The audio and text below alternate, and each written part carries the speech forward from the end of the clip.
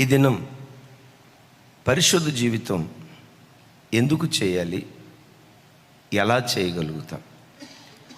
అపవిత్రమైన ఈ లోకంలో నిజంగా ఒక మనుష్యుడు పవిత్రంగా బ్రతకటం అనేది అది బోధల వరకైనా, బ్రతుకులో కూడా సాధ్యమేనా? ఒకవేళ సాధ్యమైతే ఎలా ఒక వ్యక్తి అపవిత్రమైన లోకంలో అపవిత్రత తనకు అంటుకోకుండా పవిత్రంగా తన జీవితాన్ని కాపాడుకోగలడు? అసలు ఎందుకు కాపాడుకోవాలి? మక్కేదా అంటే గొల్లలు కూడుకునే స్థలం. ఆ గొల్లలు కూడుకునే స్థలమే జీవము కలిగిన దేవుని మందిరం. మక్కేదాను స్వతంత్రించుకున్న తర్వాత వెరీ నెక్స్ట్ ఆ దక్షిణ భాగంలో రెండవ రాజ్యం దేని వాళ్ళు జయించారంటే లిబ్నా అని రాసి ఉంటుంది. లిబ్నా అనగా తెల్లనిది అని అర్థం. మీరు అందరూ ఎరుగుదురు. తెలుపు దేని గుర్తు? తెలుపు పరిశుద్ధతకు గుర్తు.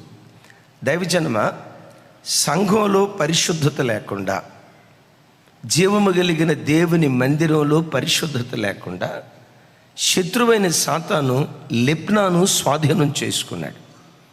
ఈ సంగతి దేవుడు ఎరిగి యెహోషువ నాయకత్వంలో ప్రజలను లిబ్నా మీదకు పంపి కత్తివాత చేత ఈవెన్ ఒక్క వ్యక్తి కూడా మిగలకుండా నిశ్శేషముగా దానిలో ఉన్న రాజును ప్రజలందరినీ హతం చేసి లిబ్నాను స్వాధీనపరుచుకున్నారు. లిబ్నాను స్వాధీనపరుచుకున్నారంటే పరిశుద్ధతను స్వాధీనపరుచుకున్నారు. దైవజనమ, జీవం కలిగిన దేవుని మందిరానికి వచ్చే ప్రతి బిడ్డ తన బ్రతుకులో ఏది సాధించినా సాధించకపోయినా ప్రతి క్రైస్తవుడు లిబ్నా అనే పరిశుద్ధతను స్వాధీనం చేసుకునే వ్యక్తులుగా ప్రతి వ్యక్తి దేవుని సన్నిధిలో బ్రతకాలి. దేవుడు తన మందిరాన్ని గొప్ప కట్టడంగా చూడాలి అని దేవుడు ఆశపడడం. ఇలాంటి ఏసీ మందిరమే దేవునికి కావాలి అనేం లేదు. ఇంత సువిశాలమైన మందిరం, చక్కటి కార్పెట్లు, డిజైన్లతో కూడుకున్న కార్పెట్లు, చక్కటి ఫ్యాన్లు, ఇలాంటి ఆహ్లాదకరమైన వాతావరణంగా మందిరం ఉండాలి అనే దేవుడు కోరుకోడు. చెట్టు కింద ఆరాధన చేసిన ఆ ఆరాధన కూడా దేవుడు అంగీకరిస్తాడు. చివరికి చెట్టు కూడా గతి లేదు, పరదాల కింద కూర్చొని ప్రభువును ఆరాధిస్తున్న ఆ ఆరాధనా స్థలాన్ని కూడా దేవుడు అంగీకరిస్తాడు. గొల్లలు కూడుకునే స్థలంగా పిలువబడుతున్న మక్కేదాకు ఏది అనుకూలమట? పరిశుద్ధతయే నీ మందిరమునకు అనుకూలం. ఎప్పుడెప్పుడు? అది పురాతన కాలములోనైనా, వర్తమాన కాలములోనైనా, భవిష్యత్తు కాలములోనైనా, అన్ని కాలాలలో ఎన్నటెన్నటికీ పరిశుద్ధతయే దేవుని మందిరానికి అనుకూలము. దైవజనమ, జీవం కలిగిన దేవుని సంఘంలో పాటగాళ్ళున్నా లేకపోయినా పరిశుద్ధంగా బ్రతికే సంతతి మందిరానికి కావాలి. గొప్ప గొప్ప ప్రసంగికులున్నా లేకపోయినా, గొప్ప గొప్ప ఆరాధికులున్నా లేకపోయినా, గొప్పగా పరిచర్య చేసే వ్యక్తులున్నా లేకపోయినా, ఎన్నటన్నటికీ జీవం కలిగిన దేవుని మందిరంలో పరిశుద్ధంగా బ్రతికే ప్రజలు దేవునికి కావాలి. ఎందుకు? ఎన్నటన్నటికీ పరిశుద్ధతయే దేవుని మందిరానికి అనుకూలం. మనం ఆరాధించే దేవుడు ఎన్నటన్నటికీ ఉండే దేవుడు. పురాతన కాలం మొదలుకొని శాశ్వత కాలం వరకు గతంలో ఉన్నాడు ఆయన, ప్రస్తుతం ఉన్నాడు, రాబోయే భవిష్యత్తు కాలములో కూడా ఈయన ఎల్లకాలము ఉండే దేవుడు. అయితే ఎల్లకాలం ఉండే ఈ దేవుడు గత కాలాలలో పరిశుద్ధుడగు దేవునిగా కనపడి, ఆ తర్వాత కాలంలో శరీరపు ఇచ్చలు నెరవేర్చుకునే సాధారణమైన వ్యక్తిగా ఆయన ప్రత్యక్షం కాలేదు. ఒక కాలంలో పాపిగా ఉండి ఇంకో కాలంలో పరిశుద్ధుడిగా ఈ దేవుడు లేడు. అన్ని కాలాలలో, సర్వకాలాలలో ఆయన పరిశుద్ధుడగు దేవునిగా ప్రత్యక్షం అయ్యాడు గనుక మందిరానికి వచ్చే బిడ్డలు కూడా ఎన్నటెన్నటికీ పరిశుద్ధులుగా దేవుని సన్నిధిలో బ్రతకాలి. ఈ దేవుడు ఎప్పుడెప్పుడు ఉండే దేవుడు? భూతకాలంలో ఉన్నాడు, వర్తమాన కాలంలో ఉన్నాడు. ఈ దేవుడు భవిష్యత్ కాలంలో కూడా ఉండే దేవుడు. ఒక కాలంలో ఉండి ఇంకో కాలంలో మాయమైపోయే మాయదారి దేవుడు కాదు ఈ దేవుడు. నేను అప్పుడప్పుడు చెప్తా కదా, కొంతమంది వచ్చి అంటారు, అడుగుతారు, అన్నయ్య యేసు ప్రభువుకు ఏ రోజు ప్రార్థన చేస్తే పవర్ఫుల్గా జరిగిద్ది అన్నయ్య? యేసయ్య ఆదివారం పునరుత్థానుడై లేచాడు కదా, ఆదివారం ప్రార్థన చేస్తే దేవుడు వింటాడా? లేదు శుక్రవారం ప్రార్థన చేస్తే దేవుడు వింటాడా?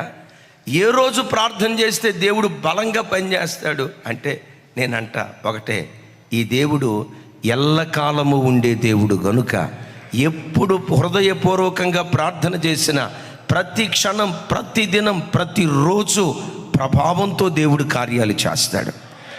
ఈ దేవుడు సోమవారం కనపడి మంగళవారం మాయమయ్యేవాడు కాదు. మంగళవారం కనపడి బుధవారం కనపడకుండా ఎక్కడున్నాడు అమావాస్య చంద్రుడని ఎత్తుక్కోవలసిన అవసరం లేదు. ఈ దేవుడు ఎల్లకాలము ఉండే దేవుడు. భూతకాలములో ఉన్నాడు, వర్తమాన కాలంలో ఉన్నాడు, భవిష్యత్ కాలములో కూడా ఎల్లకాలము ఉండే దేవుడు. అయితే ఎల్లకాలము ఎలా ఉంటాడట? భూతకాలంలో దేవుడు పరిశుద్ధుడు, వర్తమాన కాలములో ఉన్న ఈ దేవుడు పరిశుద్ధుడే, భవిష్యత్ కాలములో కనపడబోయే ఈ దేవుడు కూడా పరిశుద్ధుడైన దేవునిగానే కనపడుతున్నాడు. గనుక మందిరానికి వచ్చిన ప్రతి బిడ్డ ఎన్నటెన్నటికీ పరిశుద్ధులుగా దేవుని సన్నిధిలో బ్రతికే భాగ్యం దేవుడు అనుగ్రహించును గాక. ఇదే ఎరిగి మోషే అంటాడు, యెహోవా ఐగుప్తీయులలో ఉన్న వేల్పులందరినీ నేను చూశానయ్యా, ఐగుప్తీయులు ఆరాధించే దేవుళ్ళందరి చరిత్ర నేను ఎరిగానయ్యా, ఆ తర్వాత నీ చరిత్ర నేను తెలుసుకున్నా. యెహోవా వేల్పులలో నీ వంటి వాడెవరు? పరిశుద్ధతను బట్టి నువ్వు మహనీయుడో, స్తుతి కీర్తనలు బట్టి పూజ్యుడో, నీ ఒక్కడే ఆరాధనీయుడైన దేవుడో, నీ వంటి పరిశుద్ధ దేవుడు లేడని దైవజనుడైన మోషే దేవుని గొప్పతనాన్ని గూర్చి మాట్లాడుతున్నాడు. దైవజనమా, నీవు ఆరాధించే నీ యేసుక్రీస్తు ఎవరో తెలుసా? సుచరిత్ర కలిగిన దేవుడు, కామ క్రోధ లోభ మోహ మద మాత్సర్యాలు జయించిన వాడు, ఆ జన్మ బ్రహ్మచారి, దేవుడు అని పిలువబడుటకు యోగ్యుడు, సాగిలిపడి నమస్కరించుటకైనా చేతులెత్తి ఆరాధించుటకైనా యేసుక్రీస్తు ఒక్కడే, యేసుక్రీస్తు ఒక్కడే యోగ్యుడు. ఒక కాలంలో పరిశుద్ధుడుగా అవతారం ఎత్తి ఇంకో కాలంలో కామపురుషుడుగా ఆయన అవతారం ఎత్తిన వాడు కాదు. భూతకాలములోనైనా, వర్తమాన కాలములోనైనా, భవిష్యత్తు కాలములోనైనా, అన్ని కాలాలలో పరిశుద్ధంగా బ్రతికిన ఏకైక దేవుడు మన ఆరాధ్య దైవం ప్రభు అయిన యేసుక్రీస్తు. ఆయన పరిశుద్ధుడు అని సంకలు కొట్టుకుంటే ఉపయోగం లేదు. ఆయన అంటాడు, నేను పరిశుద్ధుడనై ఉన్న ప్రకారం మీరును సమస్త ప్రవర్తన యందు పరిశుద్ధులుగా బ్రతకండి. ఎందుకు క్రైస్తవుడు తన బ్రతుకులు పరిశుద్ధంగా బ్రతకాలి? మరలా చెప్తున్నాను, భూమి మీద నువ్వు కోటీశ్వరరాలువైనా, కూటికి గతి లేని వానివైనా పర్వాలేదు, ఉన్నతమైన ఉద్యోగం చేసేవాడివైనా, బ్రతుకు తెరువు నిమిత్తం ఉద్యోగం లేక కూలీనాలి చేసుకునే కడు పేదవాడివైనా పర్వాలేదు, డబ్బు సంపాదించలేకపోయినా, మంచి ఉద్యోగం సంపాదించలేకపోయినా, ఆస్తి సంపాదించలేకపోయినా, పరిశుద్ధత మాత్రం ప్రతి క్రైస్తవుడు తప్పకుండా తన బ్రతుకులో సంపాదించాలి. నేను లక్షల కొలది సంఘాలు కట్టినా కట్టకపోయినా నా జీవితాన్ని పరిశుద్ధంగా కాపాడుకుంటూ సంఘానికి పరిశుద్ధత నేను నేర్పితే ఇంతకు మించిన ధన్యకరమైన జీవితం క్రైస్తవ జీవితంలో మరొకటేదీ లేదు. క్రైస్తవ జీవితానికి రెండు ప్రాముఖ్యం. నంబర్ 1 సమాధానము, నంబర్ 2 పరిశుద్ధత. అందరితో సాధ్యమైనంత వరకు పరిశుద్ధత కలిగి ఉండటానికి, సమాధానం కలిగి ఉండటానికి ప్రయత్నం చేయండి.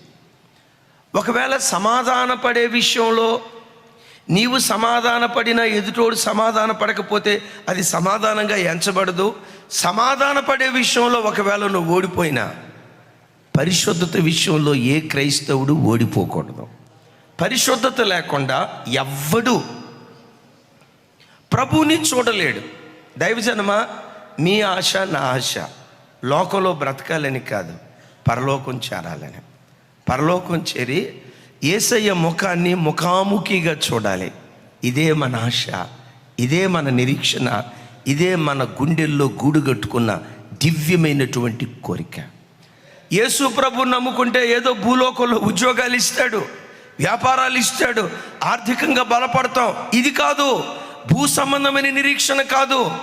మన ఒక్కొక్కరి నిరీక్షణ ఏ విధం చేతనైనా మృతుల పునరుద్ధానపు దినాన నా దేహం మహిమా దేహంగా మార్చబడాలి, పరలోక రాజ్యం చేరాలి, దేవుని ముఖాన్ని ముఖాముఖిగా చూడాలి. ఇదే ఒక క్రైస్తవుని నిరీక్షణ, ఆశ, గుండెల్లో దాగిన కోరిక. ఒకడు దేవుని ముఖాన్ని చూడాలంటే వాడు ఏమై ఉండాలి?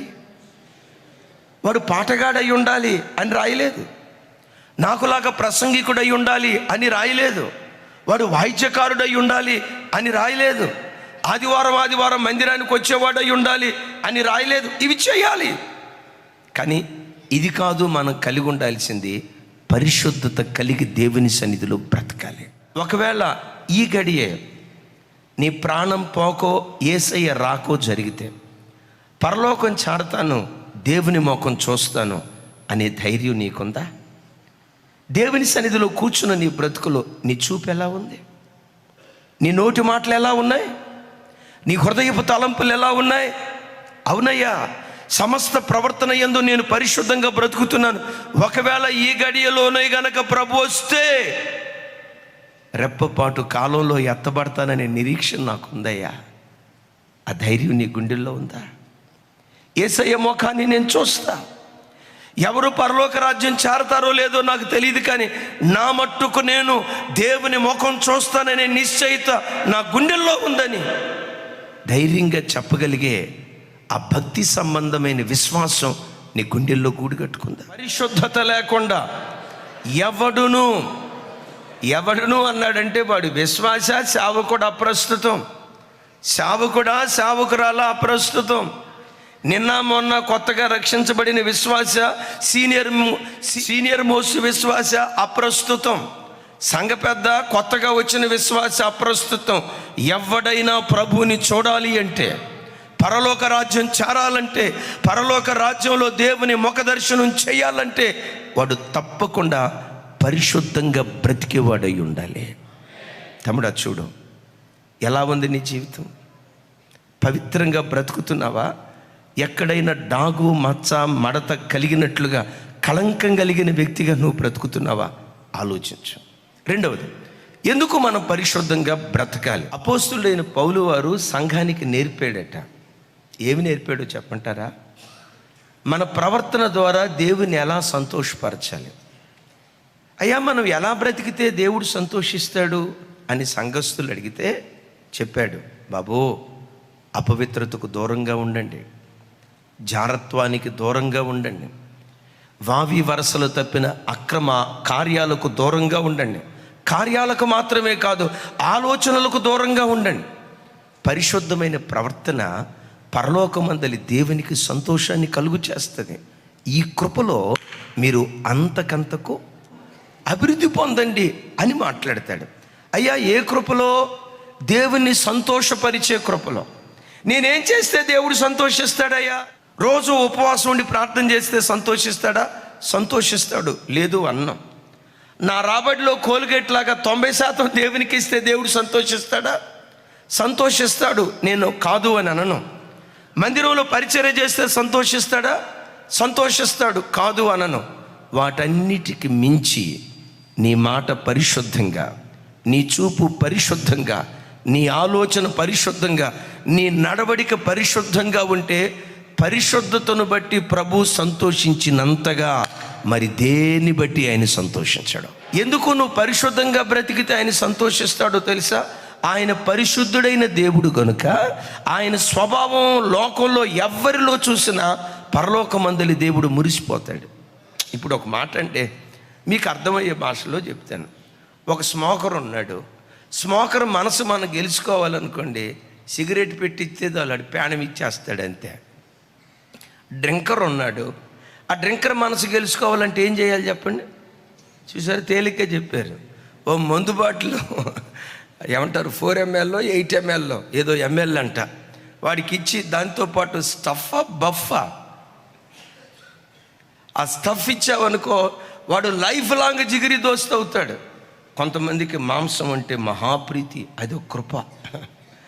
వాళ్ళని ఇంటికి పిలిచి కడుపు నిండా భోజనం పెట్టావనుకోండి, కడుపు నిండా మాంసంతో భోజనం పెట్టామనుకోండి, ఈ మాంసం తిన్నవాడు మాంసం పెట్టినోడికి ఏమైపోతాడు? జిగిరి దోస్తు అయిపోతాడు.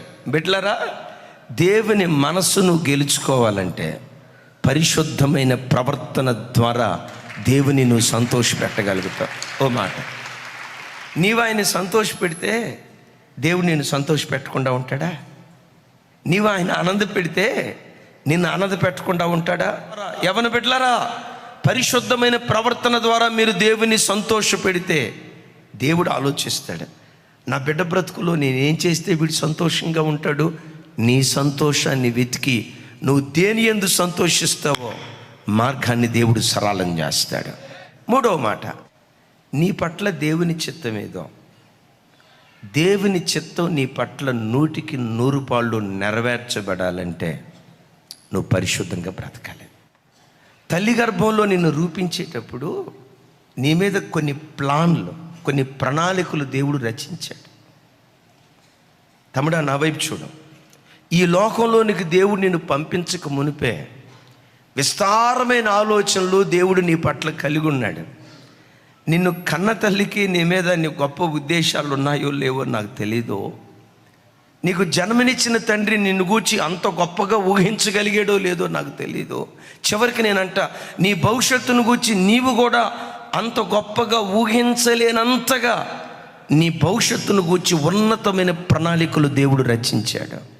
ఇది ఎరిగిన దావీదు అంటాడు, దేవా, నా ఎడల నీవు కలిగిన తలంపులు బహువిస్తారములు, వాటిని నేను లెక్కించేదని అనుకుంటున్నా.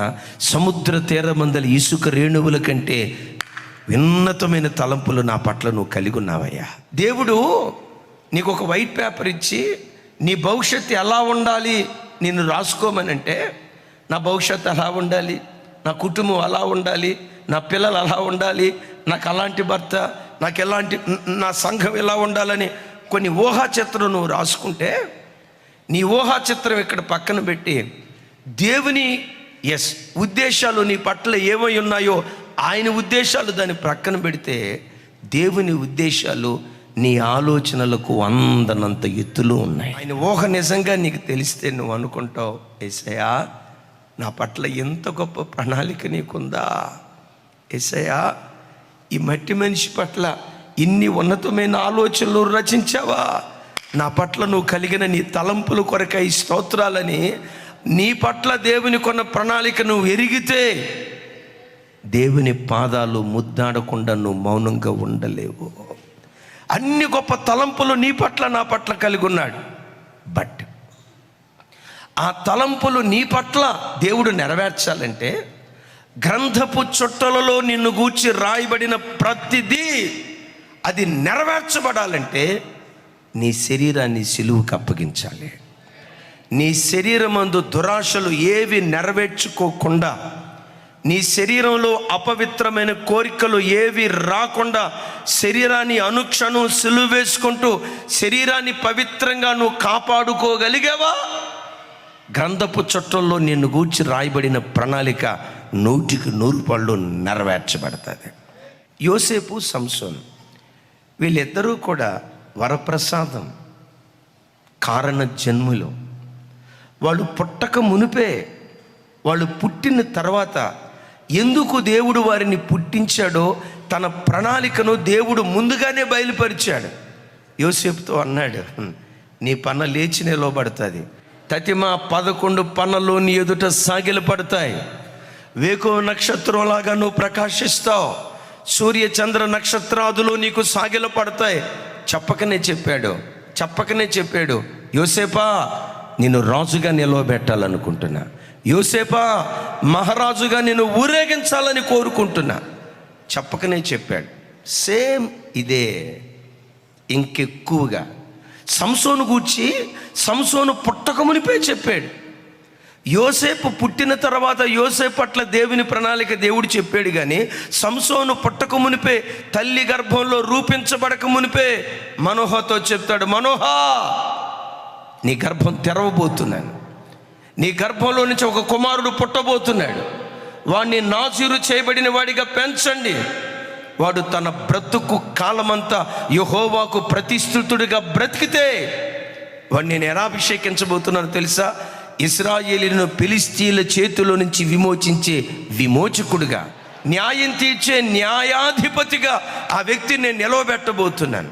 చూడండి, యోసేపు పట్ల దేవుని ప్రణాళిక 100% నెరవేర్చబడింది. సంసోను పట్ల దేవుని ప్రణాళిక నెరవేర్చబడినట్లుగానే ప్రారంభంలో కనపడి దేవుని ప్రణాళిక నిర్వీర్యమైపోయింది. మిమ్మల్ని అడుగుతా, సంసోను పట్ల దేవుని ప్రణాళిక నిర్వీర్యమైపోవటానికి దేవుడు తప్పు చేశాడందామా? సంసోను తప్పు చేశాడా? అయ్యో, దేవుడు తప్పు చేశాడని ఎన్నడూ మనం అనలేం. ఎందుకో తెలుసా? మన బుద్ధిహీనపు ప్రవర్తనే మనకు నష్టాన్ని కలుగు చేస్తాయి. బిడ్డలారా, ఎక్కువ శాతం నీ జీవితంలో నువ్వు ఓడిపోయావంటే, నీ జీవితంలో నువ్వు నష్టపోయావంటే, అపజయం పాలయ్యావంటే, నేనంట ఎన్నోసార్లు దేవుని వాక్యానికి భిన్నంగా నువ్వు ప్రవర్తించి నువ్వు బుద్ధిహీనంగా నడిచిన నీ నడకే నీ పట్ల దేవునికి ఉన్న ప్రణాళిక నిర్వీర్యమైపోయేటట్లుగా చేస్తుంది. ఈ గ్లాస్ ఉంది, ఈ గ్లాసును తయారు చేసిన వ్యక్తి ఒక ఉద్దేశ ప్రకారం దీనిలోకి నీళ్లు పోసుకోవాలి, త్రాగాలి. ఇది ఎప్పటి వరకు వాడబడుతుందో తెలుసా? దీనికి ఏ రంధ్రం పడకుండా, ఏ చిల్లు పడకుండా ఇది తన్ను తాను కాపాడుకోగలిగితే యజమానుడు వాడుకునే పాత్రగా ఉంటుంది. ఒకవేళ ఎప్పుడైనా దీనికి చిల్లుబడో, రంధ్రం పడో, క్రాక్ ఇచ్చో నీళ్లు చుక్కల చుక్కలుగా కారిపోతుంది అనుకోండి, ఇది గ్లాసే. బంగారు గ్లాసా, వెండి గ్లాసా, ఇత్తడి గ్లాసా అప్రస్తుతం. లోపం కలిగింది ప్రక్కన పెట్టబడుతుంది. ఇది చక్కగా వాడబడాలంటే ఎక్కడ ఏ విధమైన లోపం లేకుండా దీన్ని కాపాడుకోవాలి. ఇది తను తాను కాపాడుకోగలిగిద్దో లేదో నాకు తెలియదు, కానీ నిన్ను నీవు మాత్రం జాగ్రత్తగా కాపాడుకోగలవు. యోసేపు పట్ల దేవుని ప్రణాళిక సంపూర్ణంగా నెరవేర్చబడటానికి కారణం, అసలు పరిశుద్ధంగా బ్రతకలేడు, పరిశుద్ధతలో నిలవబడలేడనే సంక్లిష్ట పరిస్థితులలో కూడా నా దేవునికి విరోధంగా పాపం చేసి పాపాన్ని నేను కట్టుకొననని పాపానికి దూరంగా పారిపోయాడే, పరిశుద్ధత కొరకు ప్రాకులాడాడే, అలాంటి పరిశుద్ధమైన జీవితం ఆకాశమందలి దేవుడు చూసి చెరసాలలో నుంచి దేవుడు విడిపించి సింహాసనం మీద దేవుడు కూర్చోబెట్టాడు. సంసోను పట్ల దేవుని ప్రణాళిక నెరవేర్చలేకపోవటానికి, యోసేపు జీవితంలో దేవుని ప్రణాళిక నెరవేర్చబడటానికి ఒకే ఒక్క కారణం, సంసోను శరీర ఇచ్చలు నెరవేర్చుకున్నాడు, యోసేపు శరీర కోరికలను సిలువ వేశాడు. నీ బ్రతుకులో నీ శరీరం త్రాగాలనిపిస్తే త్రాగి, స్మోక్ చేయాలనిపిస్తే స్మోక్ చేసి, తినకూడనివి తినాలని ప్రేరేపిస్తే వాటిని తిని, శరీరం అపవిత్రమైన వాటిని, కన్ను అపవిత్రమైన వాటిని చూడాలని ఆశపడితే శరీరం కోరుకున్నట్లుగా నువ్వు ప్రవర్తిస్తే ఓ మాట, నీ బ్రతుకు సంసోను లాంటి బ్రతుకు అవుతుంది. జాగ్రత్త. సంసోను లాంటి ముగింపు నీ జీవితంలో కలిగే ప్రమాదం ఉంది, జాగ్రత్త. అయితే సంసోను లాంటి ముగింపు నీకు ఇవ్వాలని దేవుడు కోరుకోట్ల. నీ ముగింపు యోసేపు ముగింపులాగా ఉండాలి. నువ్వు బ్రతుకుతూ నీ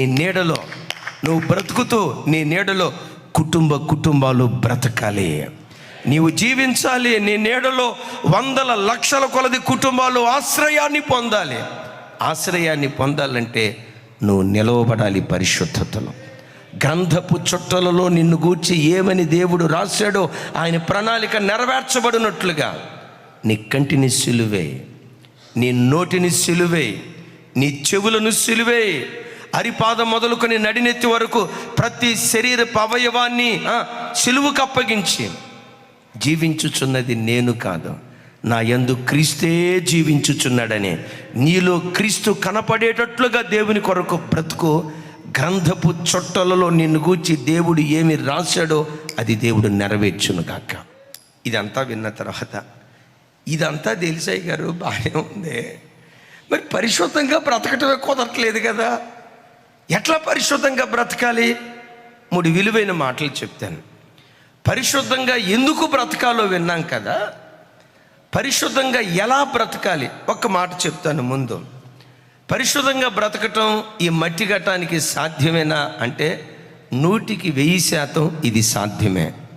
ఎందుకయ్యంటే దేవుడు అసాధ్యమైన వాటిని, మొయ్యలేని కాడిని మన భుజాల మీద పెట్టే దేవుడు కాదు. 2000 సంవత్సరాల క్రితం యేసుక్రీస్తు వారు సత్శరీరునిగా ఈ లోకంలోకి వచ్చి నీలాంటి కన్నే ఆయనకుంది, నీలాంటి శరీరమే ఆయనకుంది, నీలాంటి శరీరపు అవయవాలే ఆయనకున్నాయి. వాక్యంలో రాయబడిన మాట ఏంటో తెలుసా? ఆయన మనవలనే అన్ని విషయాల్లో శోధించబడి ఎక్కడ పాపం చేయకుండా పవిత్రంగా బ్రతికాడు. పరిశుద్ధత యేసయ్యకు సాధ్యం గనుక నీకు నాకు సాధ్యమే. మీరు అనవచ్చు, యేసయ్య అంటే వేరండే, యేసయ్య జీనోమ్ కూడా సపరేట్గా ఉండి ఉంటుందండి అని అంటారా? యోసేపు బ్రతకలేదా? చెప్పండి. దానియేలు బ్రతకలేదా? యవ్వనమ్మాయి తల్లి తండ్రి లేకపోయినా ఎస్తేరు పవిత్రంగా కన్యకగా తన జీవితాన్ని కాపాడుకోలేదా? భక్తులకు ఎలా సాధ్యమో పరిశుద్ధంగా బ్రతకటం నీకు నాకు అది సాధ్యమే. అయితే పరిశుద్ధంగా బ్రతకాలంటే ఏం చేయాలి? 3 విలువైన మాటలు చెప్తాను. యవనుడు దేని చేత తన నడకను శుద్ధి చేసుకుంటాడు? నీ వాక్యం చేతనే కదా. దేవుని వాక్యము వలన, ప్రార్థన వలన పరిశుద్ధపరచబడుతుంది. ఏది? ఇక్కడ భోజనాన్ని గూర్చి మాట్లాడతాడు. నేనంట వాక్యము, ప్రార్థన భోజనాన్నే పరిశుద్ధపరచగలిగిందంటే నిన్ను నన్ను మరి నిశ్చయంగా ఈ 2 మనలను పరిశుద్ధపరుచుతాయి అంటాడు ఇక్కడ. అది వాక్యము వలనను ప్రార్థన వలనను పరిశుద్ధపరచబడుతుంది. అది అనే చోట మన పేరు పెట్టుకొని చదువుకుందాం. జేమ్స్ వాక్యం వలన పరిశుద్ధపరచబడతాడు. జేమ్స్ ప్రార్థన వలన పరిశుద్ధపరచబడతాడు. ఉదయం పడకల మీద నుంచి లేవటంతో నీ కన్నులు దేవుని వాక్యాన్ని మొట్టమొదట వెతకాలి. సెల్ ఫోన్ని కాదు, న్యూస్ పేపర్ కాదు, బెడ్ కాఫీ కాదు, వాట్సాప్ స్టేటస్లు కాదు, నువ్వు ఫేస్బుక్లో పోస్ట్ చేసిన ఫోటోకు ఎన్ని లైకులు వచ్చినాయి, ఎన్ని కామెంట్లు వచ్చినాయి, సెల్ ఫోన్ కాదు నీ కన్నులు వెతకాల్సింది. లేవటంతో నీ కన్నులు దేవుని వాక్యాన్ని వెతుకుదువుగాక. ఎందుకు దేవుని వాక్యాన్ని వెతకాలి? ఇందాక మనం చదువుకున్నాం కదా, యవ్వనుడు దేని చేత తన నడతను శుద్ధి చేసుకుంటాడు? నీ వాక్యము చేతనే కదా అని మాట్లాడతాడు. నిజమే.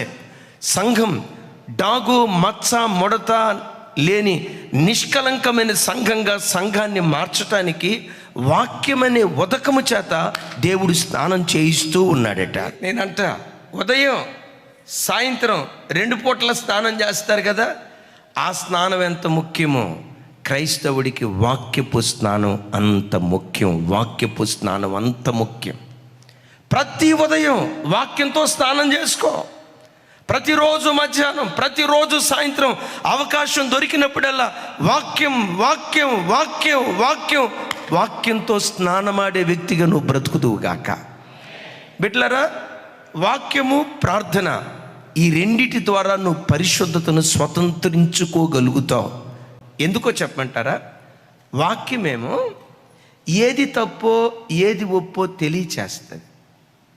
ప్రార్థనేమో ఆ తప్పు చేయకుండా తప్పులో నుంచి తప్పించబడటానికి కావలసిన శక్తి ప్రార్థన నీకు ప్రసాదిస్తుంది.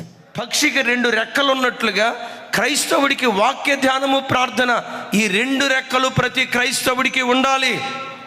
ఏ పక్షి ఒక రెక్కతో ఎగరలేదు, ఒంటి రెక్కతో ఎంతసేపు కొట్టుకున్నది ఎగరలేదు.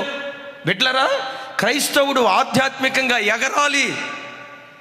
క్రీస్తు పరిశుద్ధతకు సమానమైన పరిశుద్ధతలోకి సంఘం ఎదగాలంటే ప్రతి క్రైస్తవుడికి 2 రెక్కలు కావాలి. వాక్య ధ్యానం అనే రెక్క ఏం చేస్తుందో తెలుసా? ఏది పాపమో ఏది పవిత్రతో తెలియచేస్తుంది, ఏది మంచో ఏది చెడో తెలియచేస్తుంది. ప్రార్థన ఏం చేస్తుందో తెలుసా? ఇది తప్పు అని వాక్యం చెప్పిన తర్వాత ఆ తప్పు చేయకుండా తప్పులో నుండి తప్పించబడటానికి కావలసిన శక్తి ప్రార్థన నీకు ప్రసాదిస్తుంది. సింపుల్ ఒక మాటలో చెప్పాలంటే, నట్టనడి సముద్రాన నదిలో ఓడ బ్రద్దలైపోయిన తర్వాత గట్టుకు చేరాలంటే రైట్, అరే ఈదితే గట్టుకు చేరగలుగుతాంరా. సముద్ర పాలు కాకుండా, సముద్రంలో మన ప్రాణం కలిసిపోకుండా ఒడ్డుకు చేరతాంరా. ఒడ్డుకు చేరాలంటే ఏం చేస్తే ఒడ్డుకు చేరతాం? ఈదితే ఒడ్డుకు జారుతాం అని తెలిసింది. మరి ఒడ్డుకు జారాలంటే ఏమి రావాలా? గమనించండి, ఒడ్డుకు జారాలంటే ఈదితే ఒడ్డుకు జారుతాం అని వాక్యం తెలియచేస్తే ఏదటానికి కావలసిన శక్తిని ప్రార్థన నీకు ప్రసాదిస్తుంది. అందుకనే దైవజనులు చార్లెస్ స్పర్జన్ గారిని ఒక ఆయన అడిగారట, క్రైస్తవ జీవితంలో ప్రార్థన గొప్పదా, వాక్య ధ్యానం గొప్పదా? వాక్య ధ్యానంలో ఎక్కువ ఉండాలా, ప్రార్థనలో ఎక్కువ ఉండాలా?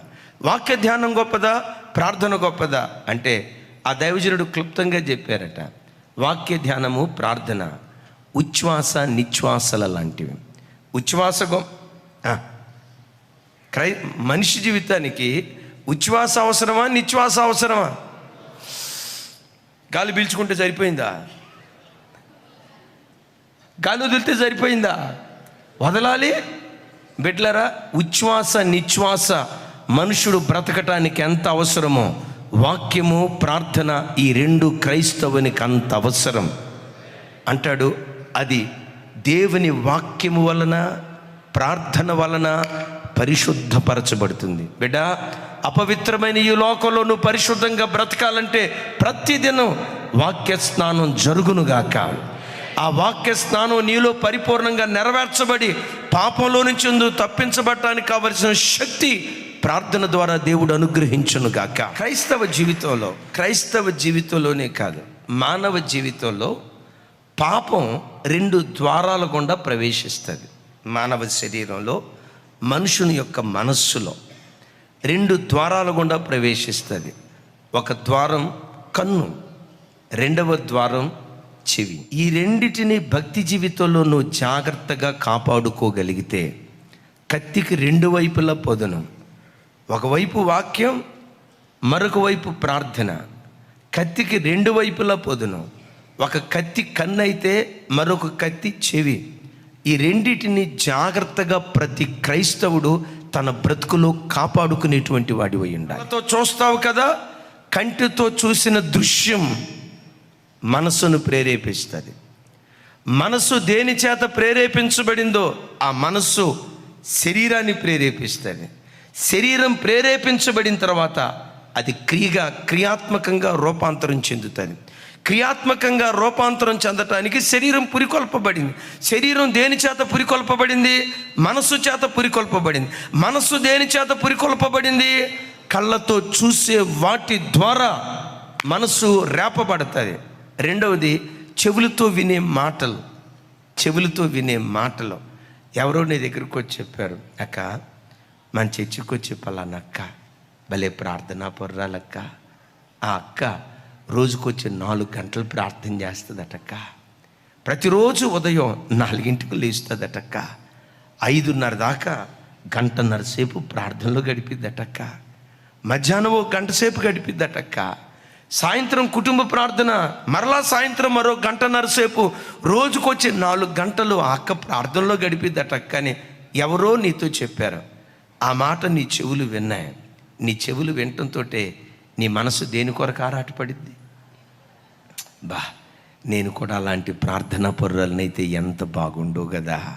హృదయంలో నుంచి ఒక ఆశ, దేవా అలాంటి ప్రార్థనా పరురాలుగా నన్ను కూడా బలపరచమని హృదయంలో నుంచి ఒక దివ్యమైన ఆశ పుట్టుకొస్తుంది.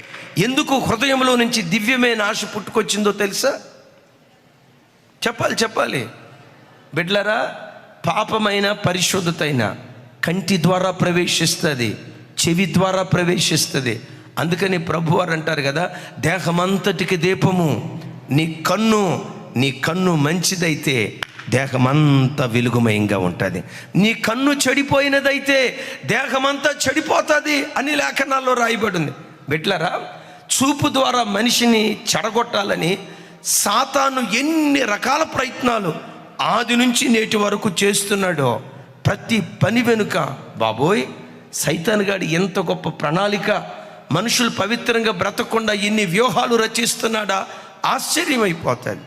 ఒకప్పుడు మనుషుల జీవితాలు పాడు చేయటానికి సైతాన్ గాడు వెండి తెర కనిపెట్టాడు. ఏ తెర? చెప్పాలి వెండి తెర. సినిమా హాల్కి వెళ్ళి సినిమా చూసేవాళ్ళు చూసి సంసోనులాగా జీవితాన్ని పాడు చేసుకున్న వ్యక్తులు కోకొల్లలు. కొంతమంది ప్రార్థనకు వచ్చేవాళ్ళు సినిమా థియేటర్కి వెళ్ళి సినిమాలు చూస్తూ ఉంటే చూసేవాళ్ళు అవమానకరంగా మాట్లాడుతున్నారని సైతన్ గాడు ఏం చేశాడు తెలుసా? వెండి తెర బదులు బుల్లి తెర తీసుకొచ్చాడు. ఏ తెర? బుల్లి తెర తర్వాత ఏ తెర తీసుకొచ్చాడు తెలుసా? చిట్టి తెర తీసుకొచ్చాడు. ఇదంతా ఎవడి స్ట్రాటజీ అనుకుంటున్నారు? అడే మన మేనమామ ఉన్నాడే, వాడి స్ట్రాటజీ. ఒకప్పుడు వెండి తెర, అమ్మమ్మో దేవుని నమ్ముకున్న వాళ్ళు సినిమాలకు వెళ్తారా? వెళ్ళరు కదా. ఈ మాట వినేసరికి వెండి తెర బదులు బుల్లి తెర. ఇప్పుడు బుల్లి తెరకు వచ్చేసరికి ఇబ్బంది ఏంటో తెలుసా? ఒకవేళ ఎప్పుడైనా అమ్మకి మనసు మమత చూడాలనిపించింది, పిల్లలు అమ్మ టీవీ చూడటం చూశారనుకోండి, మా అమ్మ ప్రార్థనకి వెళ్ళి అని పిల్లలు ఎక్కడ అనుకుంటారోనని, నాన్నకేమో సినిమా చూడాలని ఉంటుంది. టీవీ ముందు కూర్చొని సినిమా చూస్తే అరే మా నాన్న సినిమా చూస్తున్నాడు అని పిల్లలు ఎక్కడ అనుకుంటారోనని ఇప్పుడు సైతాన్ గాడు ఎంత కంఫర్ట్ ఇచ్చాడో తెలుసా? చిట్టి తెర తీసుకొచ్చాడు. చిట్టి తెర గమనించండి, ఎవరి గదిలో వాళ్ళు. ఒకప్పుడు బుల్లి తెర ముందు కూర్చున్నప్పుడు అమ్మ ఏం చూస్తుందో కూతురుకు తెలిసేది, కూతురు ఏం చూస్తుందో అమ్మకి తెలిసేది, నానేం చూస్తున్నాడో కొడుకు తెలిసేది, కొడుకు ఏం చూస్తున్నాడో తండ్రికి తెలిసేది. ఈ చిట్టి తెర వచ్చిన తర్వాత అమ్మ ఏం చూస్తుందో అమ్మకి తప్ప దేవుడికి తప్ప ప్రపంచంలో ఇంకెవరికి తెలియదు. ఎందుకు? చూపు ద్వారా నిన్ను పాడు చేయాలి, కంటి ద్వారా నిన్ను అపవిత్రపరచాలి, కళ్ళతో చూసే దృశ్యాల ద్వారా నీ మనసును అపవిత్రపరచాలని వాడు ఎలాంటి వ్యూహాలు రచించి కంటిని పాడు చేయాలని ప్రయత్నం చేస్తున్నాడు. మరలా చెప్తా బిడ్డ, అందుకని యేసు ప్రభు వారు అంటారు, దేహమంతటికి దీపము నీ కన్ను వెలుగుమయమైతే దేహమంతా వెలుగుమయమై ఉంటుంది. నీ కన్ను చెడిపోతే, నీ కన్ను చీకటైతే దేహమంతా చీకటమయమైపోతుంది. యేసు నామం పేరిట కంటికి పరిశుద్ధాత్మనే కాటుక రాసుకుందుముగాక. పరిశుద్ధాత్మ కాటుకను కొనుక్కొని కంటి ద్వారా అపవిత్రపరచబడకుండా, చెవి ద్వారా అపవిత్రపరచబడకుండా చెవిని కంటిని కాపాడుకునే దివ్యమైన కృప మనందరికీ దేవుడు అనుగ్రహించునుగాక. నువ్వే రంగంలో ఉన్న ఉన్నత స్థలములో దేవుడు నిన్ను నిలుపునుగాక. దేశం యొక్క ఉన్నత స్థలంలో దేవుడు మనల్ని నిలవబెట్టాలన్నా, పరలోకం అనే ఉన్నత స్థలంలో దేవుడు మనల్ని నిలవబెట్టాలన్నా, అలంకరించబడిన రాజును నువ్వు కన్నులారా చూడాలన్నా, కళ్ళతో చెడు చూడకుండా, చెవులతో చెను వినకుండా, హత్య అనే మాట నీ చెవులతో వినకుండా, పాపం అనే దృశ్యాన్ని నీ కళ్ళతో చూడకుండా, ఈ రెండింటిని జాగ్రత్తగా కాపాడుకుంటే ఉన్నత స్థలములో దేవుడు మనలను కూర్చోండబెట్టునుగాక. చచ్చిన వారికి దూరంగా, సజీవులకు దగ్గరగా మనం బ్రతకాలి. ఎందుకు వాళ్ళు త్రొట్టిల్లుతున్నారంటే వారి కాళ్లకు పీనుగులు తగులుతున్నాయి. పీనుగులంటే చచ్చిన వాళ్ళు. దైవజనమా, పాపం చేత అపరాధము చేత చచ్చి భక్తిహీనంగా బ్రతికే ప్రజలు నీ చుట్టూతో ఉంటారు. వాళ్ళ మధ్యలో బ్రతకటానికి ఇష్టపడకో, వాళ్ళతో స్నేహం చేయటానికి ఇష్టపడకో. పాపము చేత అపరాధము చేత చచ్చిన స్థితిలో ఉన్న ఆ సహవాసానికి ఒకటే మాట. ఊర్లో ఒక సామెత ఉంది కదా, చెడ్డ సహవాసాన్ని 100 రూపాయలు ఇచ్చైనా వదలగొట్టుకోవాలట, మంచి సహవాసాన్ని 1 కోటి రూపాయలు ఇచ్చినా కొనుక్కోవాలంట. విన్నారు ఈ మాట? చచ్చిన శవాలు ఆ ప్రాంతంలో ఉండటాన్ని బట్టి వీళ్ళు రౌతులే, వడిగా పరిగెత్తే వాళ్ళే. చచ్చిన శవాల పీనుగలు కాళ్లకు తగలటాన్ని బట్టి వాళ్ళు త్రొట్టిల్లుతూ ఉన్నారు. బిడ్డ, భక్తిలో నువ్వు శిఖరాల మీదకి వెళ్ళాలన్నా, పవిత్ర జీవితం కలిగి నీ పవిత్రతను కాపాడుకోవాలన్నా, చచ్చిన వారికి దూరంగా నువ్వు బ్రతుకుదువుగాక, సజీవులకు దగ్గరగా నువ్వు జీవించుదువుగాక. మరోసారి చెప్తున్నాను, ఎవరికి దూరంగా వెళ్ళాలి? చచ్చిన వాళ్ళంటే సమాధులకు దూరమని కాదు, చచ్చిపోయిన శవానికి దగ్గరికి వెళ్ళకుండా ఉండాలని కాదు. కొంతమంది పుణ్యాత్మలు ఉంటారు, బ్రదర్ ఏంటి పలానోళ్ళు మీ బంధువులు చనిపోయారంట కదా వెళ్ళలేదంటే, అన్నా చచ్చిపోయిన వాళ్ళని చూస్తే బతుకున్నా నేను చచ్చిపోతానన్నా, అందుకని నేను నో వాళ్ళు కాదు. పాపము చేత అపరాధము చేత చచ్చిన స్థితిలో కొంతమంది ఉంటారు. అలాంటి సహవాసానికి ఎంత దూరంగా బ్రతుకుతావో భక్తిలో అంత కాపాడుకోవటానికి దేవుడు కృప చూపిస్తాడు. అందుకని తిమోతితో పౌలు గారు అంటాడు, తిమోతి యవనేచ్ఛలను విడిచిపెట్టు. చచ్చిన పీనుగుల లాంటి విశ్వాసులు కొంతమంది ఉంటారు. నామకార్థంగా బ్రతికే భ్రష్ట విశ్వాసులు కొంతమంది ఉంటారు. ఇటొక్కాలు అటొక్కాలు నులివెచ్చని స్థితిలో బ్రతికే విశ్వాసులు కొంతమంది ఉంటారు. ఆ సహవాసానికి దూరంగా పారిపోయి ఏం చేయాలి? పవిత్ర హృదయులై ప్రార్థన చేసే ప్రార్థనా పరులు కొంతమంది ఉంటారు. పవిత్ర హృదయులతో నువ్వు కలు, ప్రార్థనా పరులతో నువ్వు కలు, విశ్వాస వీరులతో నువ్వు కలు. వారితో కలిసి నీతిని, భక్తిని, పరిశుద్ధతను, విశ్వాసాన్ని వెంటాడుతూ నువ్వు ప్రయత్నం చేయి. ఏ పాపంలో పడిపోకుండా దేవుడు నిన్ను కాపాడుతాడు అంటాడు. ఒక రాజు గురించి చెప్తా, అతడు తాను బ్రతికిన దినాలన్నిటిలో ఎవ్వనికిని ఇస్తుడిగా బ్రతకలేదు. విన్నారా? 32వ సంవత్సరంలో రాజు అయ్యాడు. 8 సంవత్సరాలు పరిపాలన చేశాడు. ఆ తర్వాత చనిపోయాడు. తాను బ్రతికిన కాలం అంతా ఎవరికి ఇస్తుడిగా బ్రతకలేదు. మిమ్మల్ని అడుగుతా, ఆ రాజు పేరేంటి? Thank you, Jehoram. ఆ యెహోరాము దేవునికి అయిష్టుడిగా బ్రతుకుతున్న దినాల్లో యోధా జనాంగం అంతా ఆ రాజుకు గులాంగిరి అయితే, యోధా రాజుకు వ్యతిరేకంగా తిరగబడిన ఒకే ఒక్క జాతి లెబ్నాలో ఉన్న ప్రజలు. బిడ్డ, సంఘానికి వచ్చే బిడ్డలు కొంతమంది భక్తిహీనంగా బ్రతుకుతూ ఉంటే మన చుట్టాలేగా, మన స్నేహితులేగా? నో. అలాంటి భక్తిహీనపు సమాజానికి వ్యతిరేకంగా లెబ్నా వారిలాగా నువ్వు తిరగబడే వ్యక్తిగా ఉండాలి. ఆ సహవాసానికి నువ్వు ఎంత దూరంగా పారిపోతావో, చచ్చిన వారికి దూరంగా పారిపో, సజీవులకు దగ్గరగా బ్రతుకు. పవిత్రతలో కాపాడబట్టడానికి దేవుడు కృప చూపిస్తాడు. ఇలా మనం పవిత్రంగా బ్రతికితే చివరికి జరిగేది ఏంటో తెలుసా? మధ్యాకాశానికి ప్రభు వస్తారు. ఇంతకాలం ప్రభు ప్రభు ప్రభు అని యేసయ్యని పిలిచాం కదా. మధ్యాకాశానికి వచ్చిన ప్రభుని ముఖాముఖిగా చూసి ఆ తర్వాత మనం ఏమవుతామో తెలుసా? ప్రభు ఎలా ఉంటారో ఆయన పోలికలోకి మనం మార్చబడతాం.